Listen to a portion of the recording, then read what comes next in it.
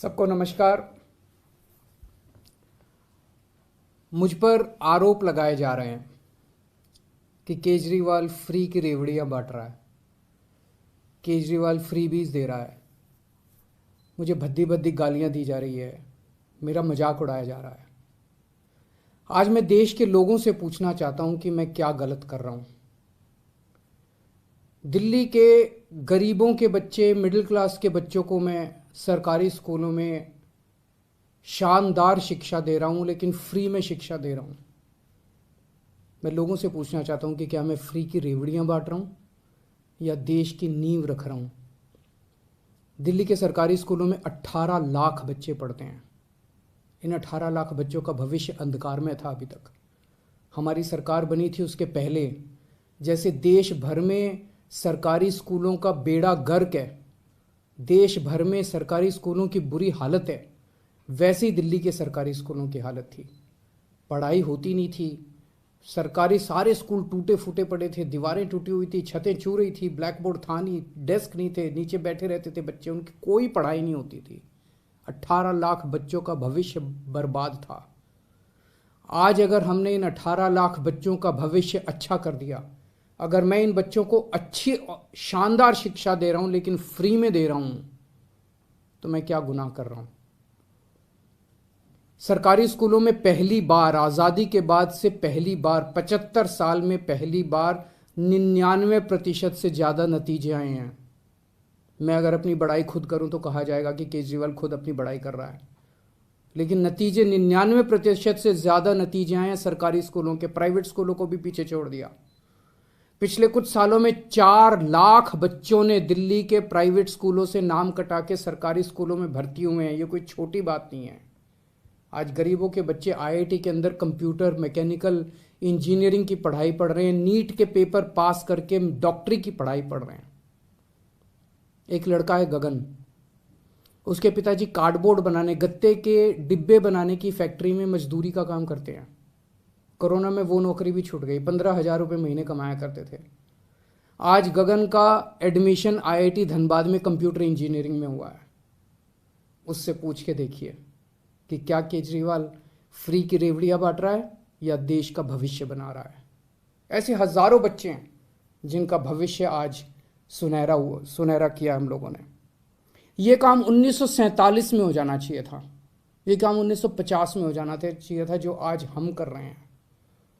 आज हम लोग देश की नींव रख रहे हैं। ये रेवड़ी नहीं है, ये देश की नींव के में एक एक ईंट रख रहे हैं हम लोग। आज दिल्ली के सरकारी अस्पताल हमने शानदार कर दिए। दिल्ली में शानदार मोहल्ला क्लिनिक बना दिए जिनकी चर्चा पूरी दुनिया में हो रही है। पूरी दुनिया के अंदर दिल्ली एक वो चुनिंदा शहर है जहां पे दिल्ली की 2 करोड़ जनसंख्या, एक एक आदमी का इलाज मुफ्त है। एक एक आदमी का, 2 करोड़ लोग रहते हैं दिल्ली में, एक एक आदमी का इलाज मुफ्त है, चाहे वो गरीब हो चाहे अमीर हो। हम ये नहीं पूछते कि कौन सी जात का है, कौन सी धर्म का है, अमीर है, गरीब है, आदमी है, औरत है, छोटा है, बड़ा है, जो भी आदमी है हर एक का इलाज मुफ्त है। 30 लाख, 40 लाख, 50 लाख रुपए का भी अगर उसका ऑपरेशन का खर्चा आएगा, उसकी सारी दवाइयां, उसके सारे टेस्ट, उसके सारे डायग्नोस्टिक्स, सब कुछ उसका मुफ्त होता है। सारे मोहल्ला क्लिनिक्स के अंदर उनका इलाज मुफ्त होता है। क्या मैं ये फ्री की रेवड़ियां बांट रहा हूं? आज दिल्ली के अंदर अगर किसी का एक्सीडेंट हो जाए, हमने एक फरिश्ते स्कीम बनाई है, अगर किसी का एक्सीडेंट हो जाए तो उसको हमने कहा है कि उसको नियरेस्ट अस्पताल में ले जाइए।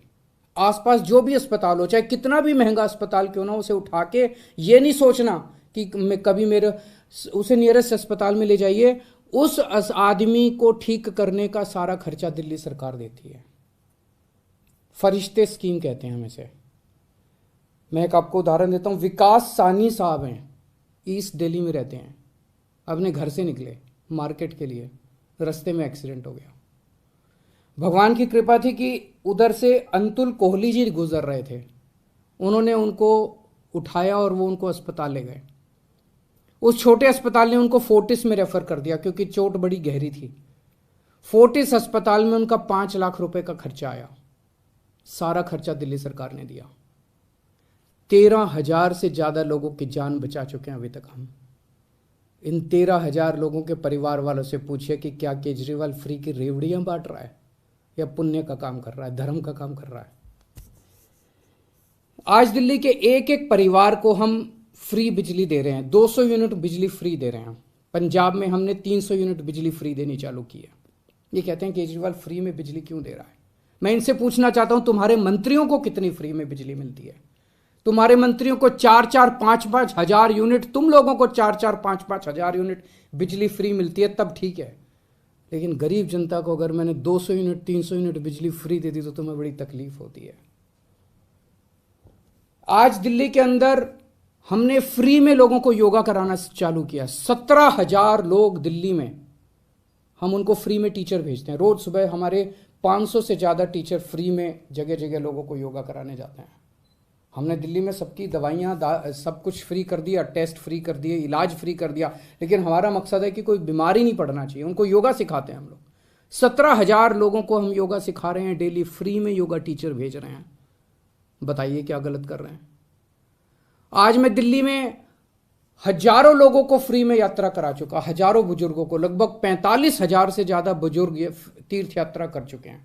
अयोध्या जी गए, हरिद्वार ऋषिकेश गए, मथुरा वृंदावन गए, शिरडी बाबा गए, रामेश्वरम जी गए, पुरी जी गए, पता नहीं कहाँ कहाँ हम लोगों ने उनको फ्री में तीर्थ यात्रा कराई है। तीर्थ यात्रा कराने का तो पुण्य होता है। और ये लोग कह रहे हैं कि ये लोग मुझे गालियाँ दे रहे हैं, कह रहे हैं केजरीवाल फ्री में रेवड़ी बांट रहा है।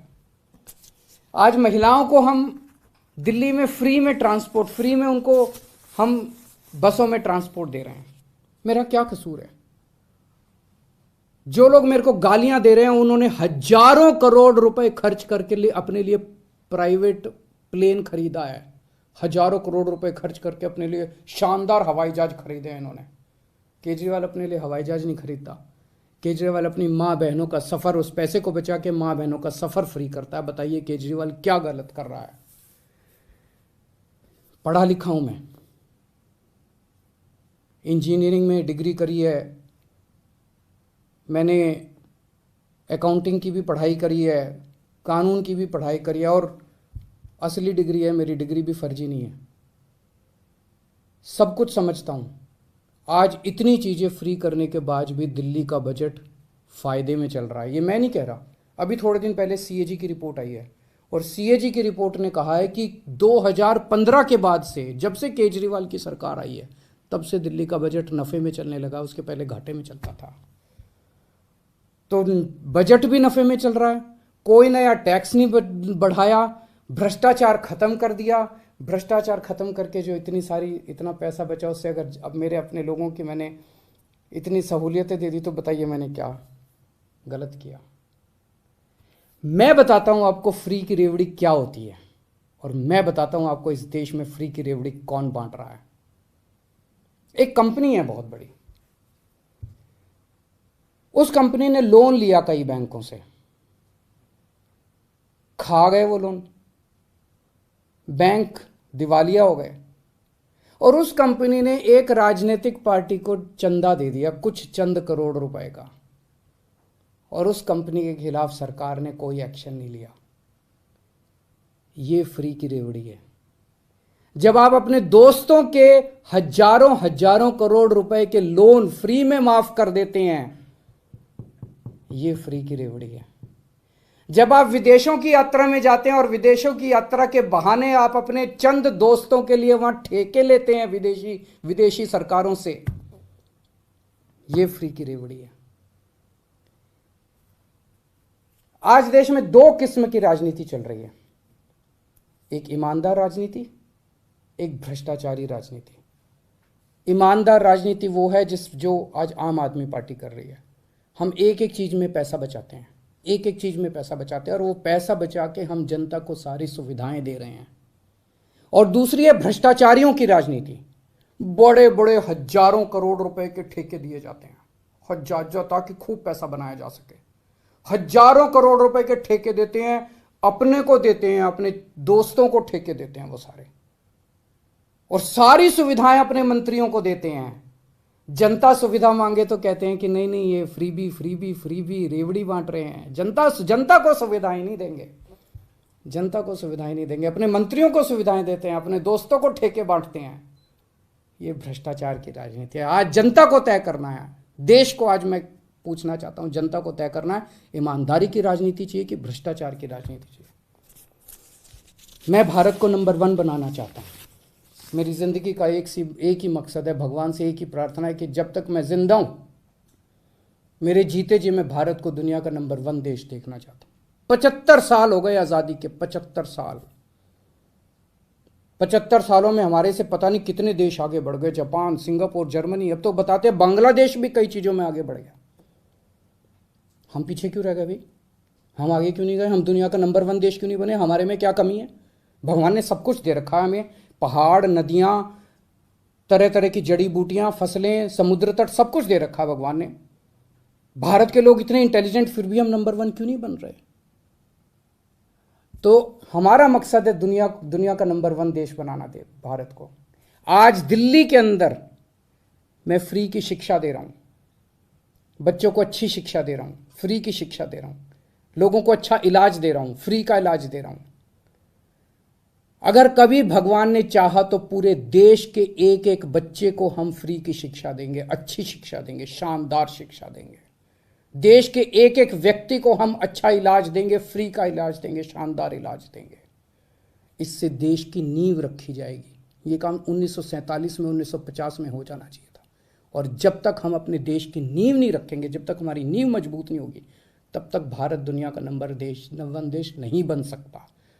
हम भारत के अंदर कैपेबिलिटी है, कैपेसिटी है आगे बढ़ने की, लेकिन उसके लिए हमें एक ईमानदार राजनीति की जरूरत पड़ेगी। नमस्कार।